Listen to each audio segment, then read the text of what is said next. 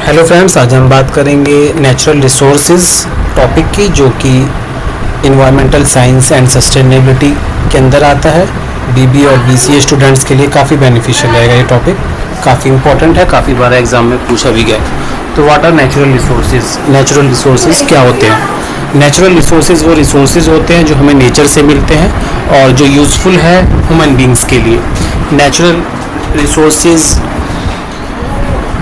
जैसे कि एनिमल्स, जानवर, soil, minerals, would and water, ये सब नेचुरल रिसोर्सेज है। ये डायरेक्टली हमें नेचर से मिलते हैं। ये गिफ्ट है नेचर का।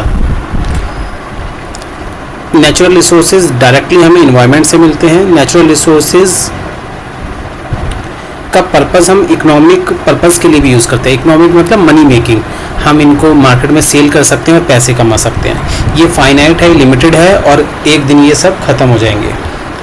तो नेचुरल रिसोर्सेज के एग्जांपल देख लेते हैं। Water, mineral, fossil fuel, land, energy resources, biotic resources and soil, ये सब एग्जांपल है नेचुरल रिसोर्सेज के। वाटर के अंदर रिवर्स, लेक्स, झीलें, ग्राउंड वाटर, ज़मीन के अंदर का पानी, और ओशंस, ये सब इंक्लूड होता है, वाटर के अंदर ही आएगा। फिर सेकंड है मिनरल्स। इसके अंदर दो होते हैं, मेटल एंड नॉन मेटल।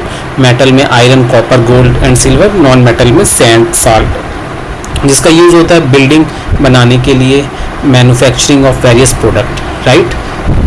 तीसरा है फॉसिल फ्यूल, जिसके अंदर कोल, ऑयल और नेचुरल गैस आता है। ये सब प्राइमरी सोर्स ऑफ एनर्जी है, राइट, जिसका यूज़ होता है इलेक्ट्रिसिटी बनाने के लिए, हीटिंग के लिए और ट्रांसपोर्टेशन के लिए। लैंड के अंदर वो वाला लैंड आता है जिसमें हम फार्मिंग करते हैं, खेती करते हैं। फॉरेस्ट भी लैंड के अंदर आता है। टिम्बर का यूज़ होता है, वो भी हमें नेचर से ही मिलता है। टिम्बर वुड को कहते हैं, जो कि फर्नीचर बनाने के लिए यूज़ किया जाता है। और जो भी वाइल्ड लाइफ हैबिटेट्स है, जानवर है जो जंगलों में रहते हैं, वो भी सब नेचुरल रिसोर्स के अंदर आते हैं।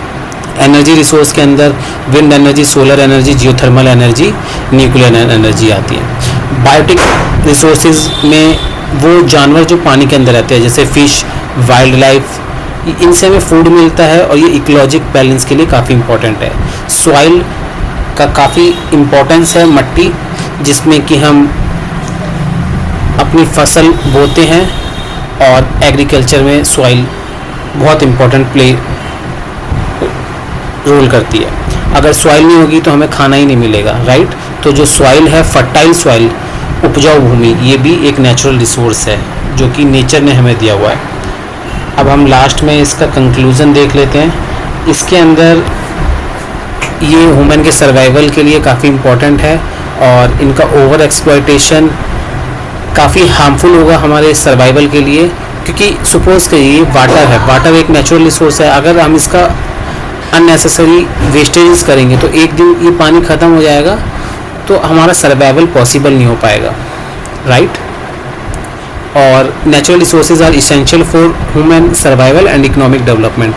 ये जो नेचुरल रिसोर्सेज है, दोनों चीज़ों के लिए इंपॉर्टेंट है, ह्यूमन सर्वाइवल के लिए और इकोनॉमिक डेवलपमेंट के लिए। और इनका जो ओवर एक्सप्लॉयटेशन है वो लीड करता है इन्वायरमेंटल डिग्रेडेशन को। इन्वायरमेंट हमारा ख़राब हो जाता है अगर हम अननेसेसरी एक्सप्लॉयट करते हैं हमारे रिसोर्सेज को, और ख़त्म भी हो जाते हैं। इसके बाद हमें इन रिसोर्सेज का सस्टेनेबल मैनर में यूज़ करना है, ताकि हमारी फ्यूचर जनरेशन भी इनका यूज़ कर पाए। Thank you guys for your valuable time. Have a nice day. Thank you.